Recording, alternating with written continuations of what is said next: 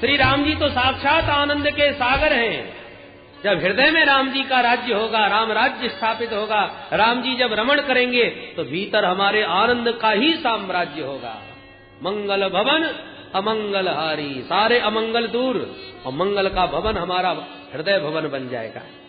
परंतु एक जब तक शरीर है तब तक प्रारब्ध के अनुसार दैहिक दैविक भौतिक ताप जीव को प्रभावित करते ही रहते हैं। परंतु यदि भीतर राम जी का आनंद विराजमान है, राम जी रमण कर रहे हैं, तो जो दैहिक दैविक भौतिक ताप की आग में हम जो तप रहे हैं, उस संताप को दूर करने के लिए सीता मैया शीतल छाह बन करके सिर पर अपना कृपामय वरद हस्त रख देंगी। तो ऊपर से किशोरी जी का कृपामय वरद हस्त होगा तो त्रिताप की ज्वाला भी शांत हो जाएगी।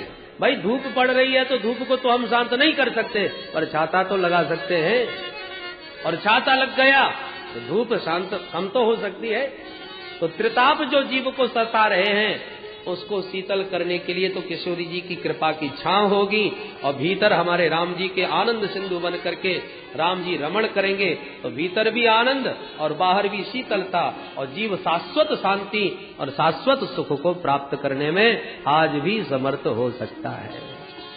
बोल सीताराम जी महाराज की जय। आइए एक बार ऐसे युगल सरकार चारों भाइयों के चरणों में प्रणाम करते हुए राम जी महाराज का सम्मिल करके स्तवन करेंगे, उसके बाद आगे की चर्चा।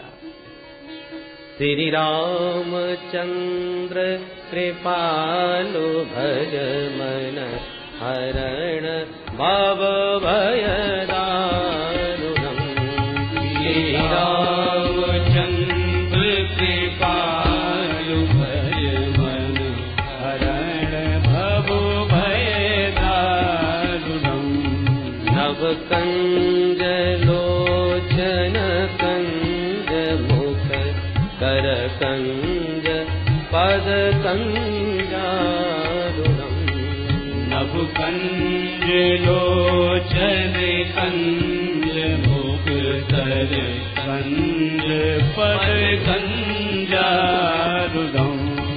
कंदर्प अगणित अमित छवि नवनील नीरज सुंदरम्। कंदर्प अगणित अमित छवि नवनील नीरज सुंदरम्।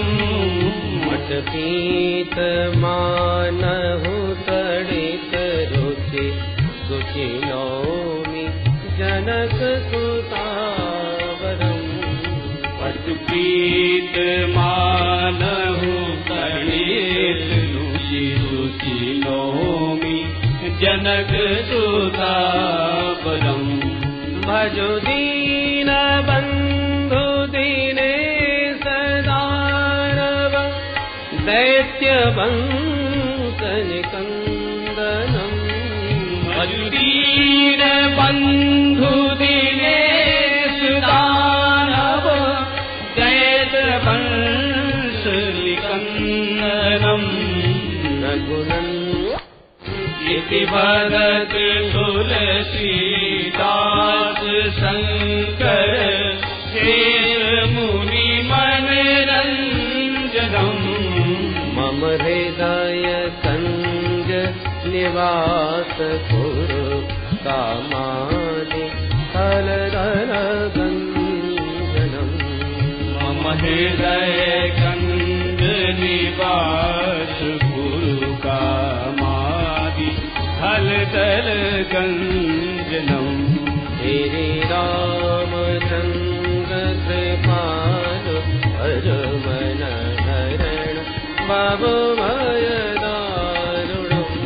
श्री रामचंद्र कृपालु भज मन हरण भव भय दारुणम्। श्री राम जय राम।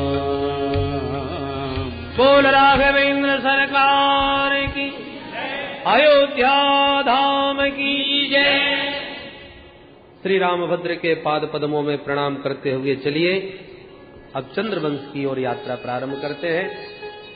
अथात श्रूयताम राजन वंशा सोमस्य पावनः यस्मिन् ऐलादयो भूपा कीर्त्यन्ते पुण्य कीर्तयः। परम पुण्य वंश चंद्रमा का श्रवण करें। भगवान नारायण के नाभि कमल से ब्रह्मा के बेटा अत्रि मुनि, अत्रि के बेटा चंद्रमा, जिनसे चला चंद्रवंश। चंद्रमा के बेटा बुध के बेटा पुरुरवा, जिनका दूसरा नाम ऐल। राजा ऐल का विवाह उर्वशी अप्सरा से हुआ। बेटा हुए 6, आयु, श्रुतायु, सत्यायु, रय, जय और विजय। इन्हीं के प्रतापी वंश में आगे चल के महाराज नहुस का जन्म हुआ। नहुस के भी 6 बेटा, यति, ययाति, संयाति, आयति, वियति और कृति। उसमें सबसे बड़ा बेटा यति ही हो गया। दूसरे नंबर का ययाति महाराज के 2 विवाह हुए, शुक्राचार्य जी की बेटी देवयानी से और बृहस्पति की पुत्री शर्मिष्ठा से। दोनों रानियों से एक से 3, दूसरी से 2 बेटा, माने 5 संतानें हुई। यदु, तुर्वसु, अनु, पुरु, ये 5 संतानों में सबसे बड़े छोटे बेटे का नाम पुरु, जो पिता का अनन्य भक्त था। शुक्राचार्य जी के शाप से जब ययाति बुढ़े हो गए तो वो वृद्धावस्था पुरु ने अपने ऊपर धारण कर ली और अपनी युवावस्था पिता को प्रदान कर दी। इसलिए पुरु को ही चक्रवर्ती सम्राट ययाति ने घोषित किया और बड़े पुत्रों को शापित किया, तुम्हारे वंश में कोई चक्रवर्ती नहीं होगा। परीक्षित पुरु वंश में ही राजा दुष्यंत का जन्म हुआ, जिनके बड़े ही प्रतापी पुत्र भरत हुए, जो बचपन से सिंहों से क्रीड़ा किया करते थे। इस प्रतापी वंश में राजा रंतदेव हुए, जिन्होंने सूखा पड़ जाने पर प्रजा में अपना सर्वस्व खजाना लुटा दिया और 49 दिन तक स्वयं भूखे बैठे रहे। ऐसे प्रतापी पुरुवंश में परीक्षित तुम्हारा भी जन्म हुआ है। तुम पुरुवंशी हो। और पुरु महाराज के जो सबसे बड़े भाई थे यदु, उनसे चला यदुवंश। यदुवंश में गोविंद का प्राकट्य हुआ। यदुवंश में भी बड़े प्रतापी राजा हुए, अजमीड, देवमीड, सूरसेन प्रभृति। महाराज सूरसेन के बेटा हुए आनक दुंदुभी, इन्हीं का नाम वसुदेव। वसुदेव जी की 7 पत्नियां थीं, उनमें सप्तम पत्नी देवकी के गर्भ से 8 संतानें। उसमें 8वें साक्षात भगवान कृष्ण हुए और 9वीं एक बिटिया हुई, जो परीक्षित तुम्हारी दादी मां लगती हैं। नाम है सुभद्रा देवी, भगवान कृष्ण की छोटी बहन। पर भगवान कृष्ण का जन्म तो हुआ था मथुरा में, पर जन्म महोत्सव मना था गोकुल में।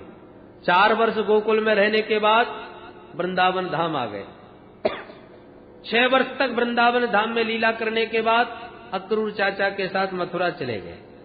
मामा कंस को मार के 14 वर्ष मथुरा में रहे। 25 वर्ष की अवस्था में रणछोर बन करके मथुरा से भागे और द्वारकापुरी बसा करके समुद्र के बीच विराजमान हो गए।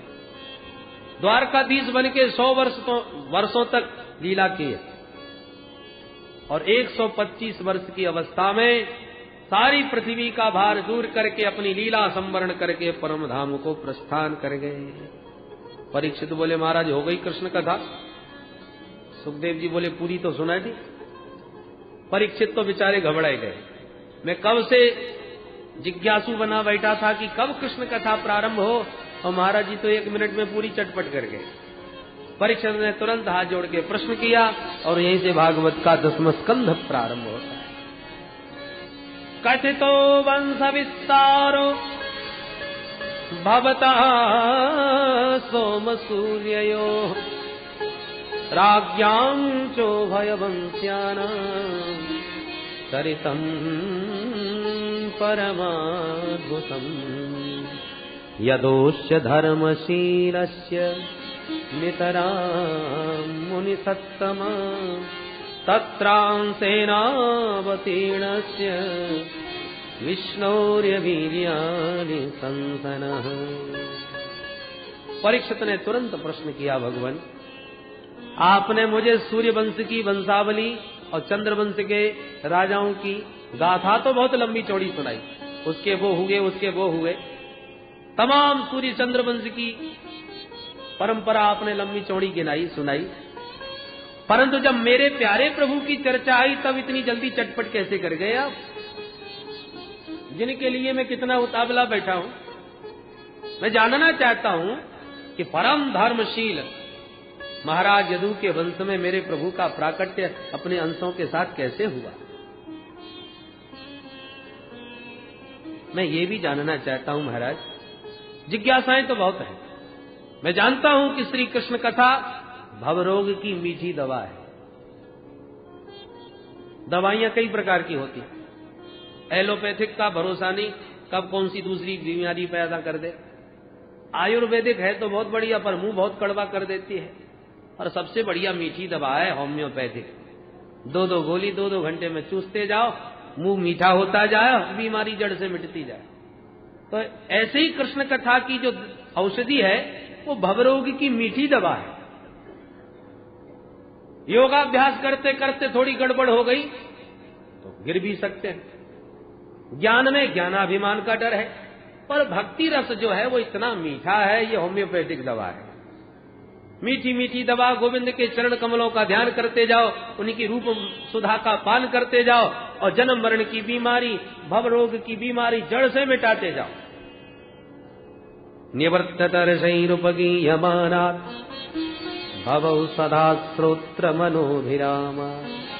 ये दवा भी कोई ऐसे वैसे वैद्य ने नहीं बनाई। निवर्ततरसई, परम निवृत्ति परायण परमहंसाचार सुखदेव जी के द्वारा बनी हुई ये मीठी दवा है। श्रोत्र मनोभिरामात, सुनने में बड़ी मीठी। और भवौषधात्, भवरोग क्या है? पुनरपि जननम पुनरपि मरण। ये जन्म मरण रूपी भवरोग है, इसको मिटाने की बहुत मीठी दवा सुखदेव जैसे परमहंसों के द्वारा बनाई हुई है। और ऐसी मीठी दवा को भला कौन पीना नहीं चाहेगा। जन्म मरण का भयंकर रोग सता रहा है, मीठी दवा भी संतों ने बना दी, और फिर भी उस औषधि का पान न करे, मेरी दृष्टि से तो वो सबसे बड़ा आत्मघाती है, कसाई है पूरा। बोलो जय श्री कृष्ण। परीक्षित कहते हैं भगवान केवल भवरोग की मीठी दवा मात्र है, इसलिए मैं कृष्ण कथा नहीं सुन रहा। तो बोले मेरे पूर्वज पितामहों को मेरे प्रभु ने अपनी कृपामयी नौका में बैठा करके कौरव सैन्य सागर से पार लगाया था।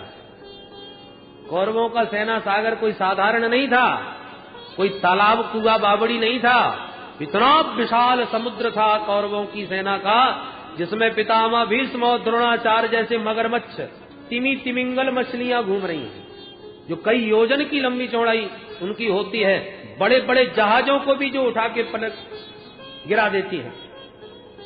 ऐसे मगरमच्छों से भरा हुआ कौरव सैन्य सागर मेरे प्रभु ने अपनी कृपामयी नौका में मेरे पितामहों को बैठा करके ऐसे पार लगा दिया जैसे बछड़े के गड्ढे को पार करने में कोई कठिनाई नहीं होती। पितामहा में समरे मरंजय देवव्रताद्या तिरसैस्तिमिंगिलैः दुरत्ययम् कौरव सैन्य सागरम् कृत्वा तरन् वत्सपदम् स्म यत्प्लवा। श्री सुखदेव जी बोले परीक्षित, ये तो तुम्हारे दादाजी का संबंध है, तुम्हारा क्या संबंध? परीक्षित बोले महाराज उन्हीं की कृपा से आज आपके सामने बैठा हूं, नहीं तो जन्म लेने से पहले ही मैं तो मर चुका था।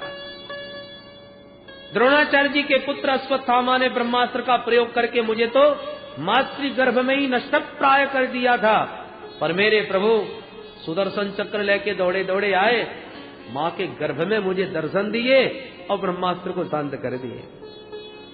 द्रोण्यस्त विप्लुष्टमिदं मदंगम संतान बीजम कुरु पांडवानां जुगोपकुक्षिं गत आत्तचक्रो मातुश्च मे यह शरणं गताया। ध्यान दें, प्रथम स्कंद में जब चर्चा कर रहे थे श्री सूत जी महाराज परीक्षित के जन्म की, तो उन्होंने कहा गदा लेकर के भगवान गए, और परीक्षित कह रहे हैं भगवान सुदर्शन चक्र लेके आए। तो गदा लेके आए कि सुदर्शन? संत समाधान करते हैं कि लेके तो गदा ही गए थे, पर भगवान ने अपनी गदा को इतनी तीव्र गति से घुमाया कि भोले भाले परीक्षित को लगा जैसे सुदर्शन चक्र नाच रहा है। इसलिए वो कह रहे गत आत्म चक्र। परीक्षित कहते हैं भगवान वो मेरे जीवन दाता है, और जीवन दाता से बड़ा संबंध और क्या हो सकता है? बहुत सारी जिज्ञासाएं मेरे मन में, कहां तक आपसे पूछूं महाराज। मैं जानना चाहता हूं कि मां शब्द में कितना ममत्व होता है, कितना प्यारा शब्द है मां। पर जिसके नाम में ही दो दो मां हो, मामा, तो मामा तो बहुत प्यारे होते हैं, फिर भगवान ने अपने मामा जी को क्यों मार डाला? मैं ये भी जानना चाहता हूं कि श्री दाऊ जी महाराज देवकी मां के सप्तम पुत्र थे और रोहिणी मैया के भी बेटा थे, तो एक दाऊ जी दो दो माताओं के बेटा कैसे हो गए? देखिए महाराज, आप मेरे भूख प्यास की बिल्कुल चिंता न करना। 4 दिन हो गए पर मुझे पता नहीं चला कि कितना समय बीत गया, क्योंकि आपके श्रीमुख से जो भगवत चरित्र प्रवाहित हो रहे हैं, इस चरितामृत को पान करने के बाद भूख प्यास का पता ही नहीं चलता। नहीं साधि दुस्साह क्षणमा त्यक्तो दमपि बाधते पिबंतम सन्मुखाम्भोज श्रुतम हरि कथामृतम। सुखदेव जी गदगद हो गए। नारायण नारायण नारायण नारायण नारायण नारायण राम नारायण नारायण नारायण राम नारायण नारायण नारायण कृष्ण नारायण नारायण नारायण कृष्ण नारायण नारायण नारायण श्रीमन नारायण नारायण नारायण श्रीमन नारायण नारायण नारायण। ओ लक्ष्मी नारायण भगवान की जय। भगवान की मंगलमयी कथा से 3 का कल्याण होता है। किस किस का? वक्तारम प्रक्षकम श्रोत्रीं तत्पाद सलिलम यथा। जो भगवान की मधुर कथा का गान करता है उस वक्ता का परम कल्याण। भगवान के चरित्रों के बारे में जो प्रश्न करता है उस प्रश्नकर्ता का कल्याण। और एक पूछ रहा है, दूसरा बता रहा है, इन दोनों के संवाद को जितने लोग सुनते हैं उन समस्त श्रोताओं का परम कल्याण। इस प्रकार तत्पाद सलिलम यथा, जैसे भगवान शालिग्राम का चरणामृत जो अभिषेक करे ठाकुर जी का, उसका कल्याण। जो भगवान का चरणामृत लेकर के वितरण करे उसका कल्याण। और चरणामृत जितने लोग पिए उन सबका कल्याण। अभिषेक करने वाला एक, बांटने वाला एक, पर पीने वाले अनेक। ऐसी पूछने वाला एक, कहने वाला एक, पर सुनने वाले अनेक। सबका कल्याण होता है भगवान के कथामृत से। इसलिए परीक्षित, ये प्रश्न करके तुमने अपना ही नहीं हमारा भी कल्याण कर दिया। पहला कल्याण तो वक्ता का ही है, वक्तारम। इसलिए सुखदेव जी अब गदगद होकर सुनाते हैं। परीक्षित ध्यान से सुनो। जब इस धरातल पर कंस और जरासंध जैसे तमाम राजा, बड़े बड़े राक्षसी उनके भीतर प्रविष्ट होकर के पापाचरण कराने लगे, तो पृथ्वी पापियों से पीड़ित होकर समस्त देवताओं के साथ मिलकर ब्रह्मा जी के संग भगवान की आराधना करने लगे। सबने प्रभु की आराधना करी तो ब्रह्मा जी के हृदय में प्रभु का आदेश हुआ, और वो आदेश ब्रह्मा जी ने सब देवताओं को सुना दिया। सुनो सुनो, प्रभु की आज्ञा हो गई। क्या आज्ञा हुई है महाराज? बोले वसुदेव गृहे साक्षात भगवान पुरुष परः जनिष्यते तत्प्रियार्थम संभवन्तु सुरस्त्रियः। भगवान वासुदेव का प्राकट्य बहुत जल्दी होने वाला है। कहाँ? बोले वसुदेव जी के घर में। वसुदेव गृहे, वसुदेव जी के घर में आए थे क्या भगवान? वो तो जेल खाने में आए मामा कंस के। तो गृह का मतलब न गृहम गृह मित्याहु गृहिणी गृह मुच्यते। ईंट पत्थरों के मकान को घर नहीं कहते, गृहिणी को घर कहते हैं। वसुदेव गृह माने वसुदेव पत्नियां। वसुदेव की पत्नी देवकी के गर्भ से प्रभु का प्राकट्य होने वाला है, इसलिए तुम लोग भी जल्दी चलो मथुरा मंडल में। मथुरा में आएंगे प्रभु। तो सरकार हम अकेले ही चले? बोले नहीं नहीं, अकेले नहीं। संभवन्तु सुरस्त्रिय, अपनी अपनी देवियों को भी साथ में ले जाओ। ये क्या करेंगी महाराज वहां जाके? ब्रह्मा जी बोले भगवान भी अकेले नहीं आ रहे। जनिष्यते तत्प्रियार्थम, तत्प्रिया श्री राधा, भगवान की आह्लादनी शक्ति राधा रानी भी वृषभानुनंदनी बन के बरसाने में आ रही हैं, इसलिए तुम भी अपनी देवियों को लेके चलो उनकी सेवा करने के लिए। तब तो देवी देवता विमुग्ध हो गए और विविध रूपों में मथुरा मंडल में देवी देवताओं का अवतार होने लगा। मथुरा मोक्षदायिनी परम पावनपुरी, मथुरा भगवान यत्र नित्यम सन्निहितो हरिः। मथुरा में भगवान का नित्य निवास है। बहुत ही धर्मात्मा राजा है यहाँ के, नाम है महाराज उग्रसेन, और इनका बेटा हो गया कंस। कस हिंसायाम धातु से कंस शब्द बना, माने हिंसा में ही जिसकी स्वाभाविक अभिरुचि हो, मार काट झगड़ा जिसे बेहद पसंद हो, वो कंस। इतना क्रूर प्रकृति का कि एक बार तो अपने पिताजी को ही उठा के जेल में पट गया है और मथुरा की गद्दी हठात अपने बस में कर ली, उसका आधिपत्य ग्रहण कर लिया। एक बार इस कंस की दृष्टि अपने चाचा देवक महाराज की बेटी देवकी के ऊपर पड़ी, चचेरी बहन। देखा कि हमारी बहन सयानी हो गई है, तो चलो इसका संबंध किया जाए। तो वसुदेव जी महाराज से संबंध पक्का करे आया। बैंड बाजे के साथ धूमधाम से बारात लेके वसुदेव जी आए, हर्षोल्लास पूर्वक विवाह भी कर दिया। और कंस ने विचार किया आजकल हमारी कुछ छवि बिगड़ रही है, लोग हमें बड़ा क्रूर निर्दयी दुष्ट समझते हैं, इसलिए कुछ ऐसा नाटक किया जाए कि लोग हमको दयालु भी समझें। तो इसने नाटक रचाया। अपनी बहन के विवाह में विदाई करते समय आंखों से आंसू टपकाने लगा। मैं अपनी बहन का रथ स्वयं अपने हाथों से हाँकूंगा।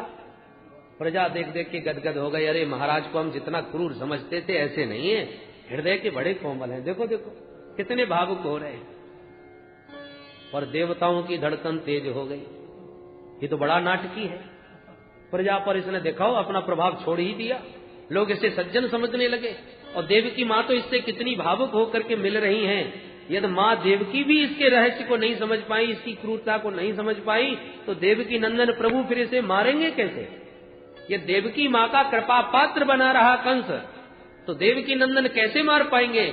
इसलिए इसका असली चेहरा समाज के सामने प्रकट करना चाहिए। इसलिए देवताओं ने आकाशवाणी कर दी, अस्यास्वामष्टमो गर्भो हंतायाम बहसे बुध।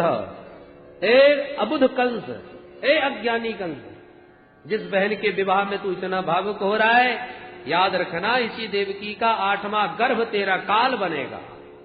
जो ये शब्द सुना सारा प्रेम गायब हो गया। 1 मिनट में तलवार खींच ली, देवकी के केस पकड़ के रथ से नीचे पटक दिया। भगनीम हंतुमारब्ध खड्ग पाणी कचे ग्रही। सारी प्रजा समझ गई, अरे राम राम, ये तो सचमुच बड़ा दुष्ट है। 1 मिनट में इसकी सारी क्रियाएं बदल गई।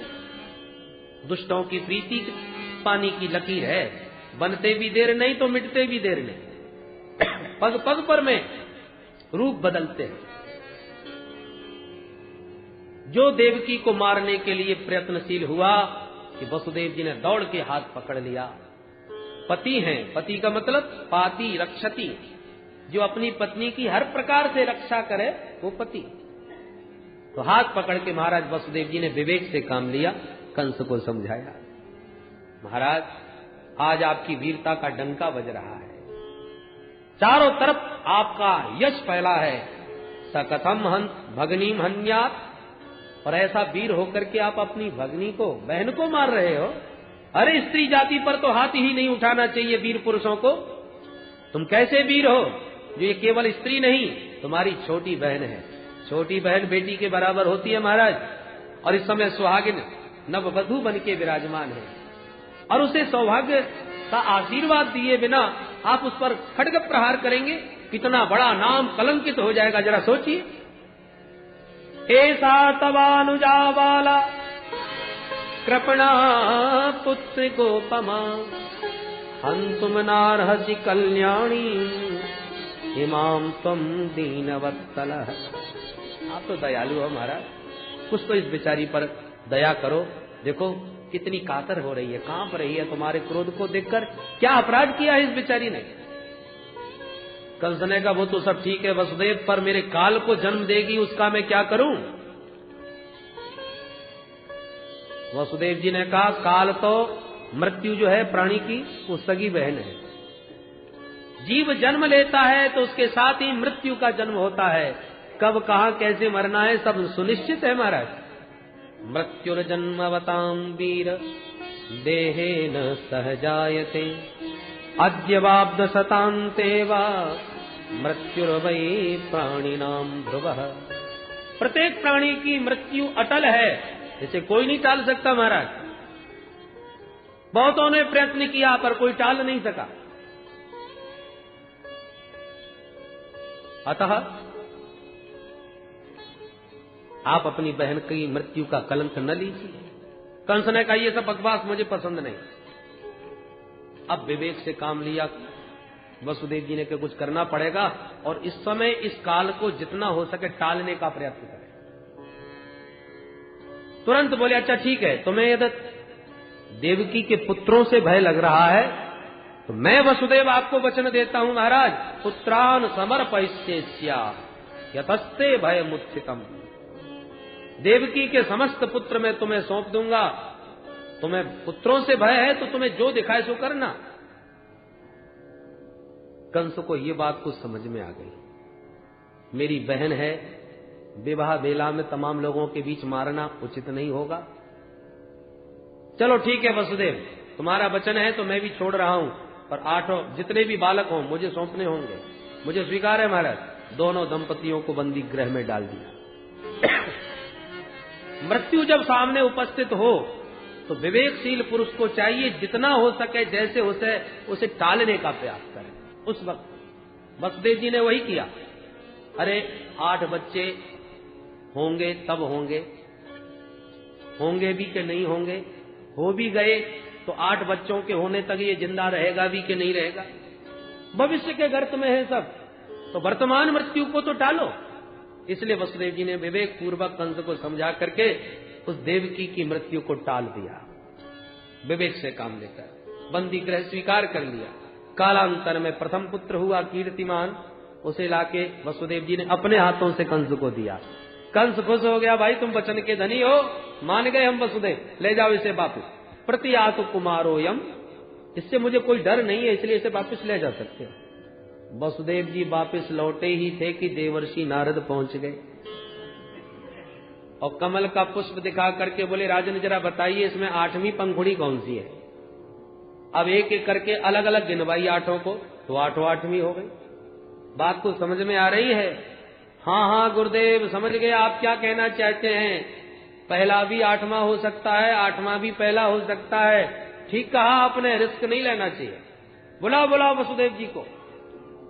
और तुरंत मूर्ख और शंख दूसरों के भूखने से ही बजते। 1 मिनट में वसुदेव जी को दोबारा बुला लिया और बालक का पैर पकड़ के घुमा के पटक दिया। और इसी प्रकार से कंस के हाथों 6 पुत्रों की हत्या हुई देवकी के। अब 7म गर्भ में साक्षात भगवान शेष पधारे। भगवान ने योग माया को बुला के कहा देवी एक काम करो, क्या किसी संकर्षण का आकर्षण करके, शेष जी का आकर्षण करके देवकी के गर्भ से रोहिणी के गर्भ में पहुंचा दो। तुम यशोदा की पुत्री बन के पहुंचो, मैं देवकी का 8म पुत्र बन के आ रहा हूं। कंस तुम्हें साधारण कन्या समझ के मारने का उद्यम करेगा, तुम अष्टभुजी बन के प्रकट हो जाना, फिर देखो तुम्हारी कितनी पूजा होती है। दुर्गा मैया, चंडिका मैया, शारदा मैया, अंबिका मैया, कात्यायनी मैया, अनेकों मैया बन करके घर घर में पूजोगी और वर्ष में 2-2 बार नव दुर्गाओं में 9-9 दिन तक तुम्हारी ही जय जयकार बुलेगी। 9 दिन तक 2 बार तो प्रकट रूप में और 2 बार गुप्त रूप में तुम्हारी ही जय जयकार जगत में व्याप्त हो गई।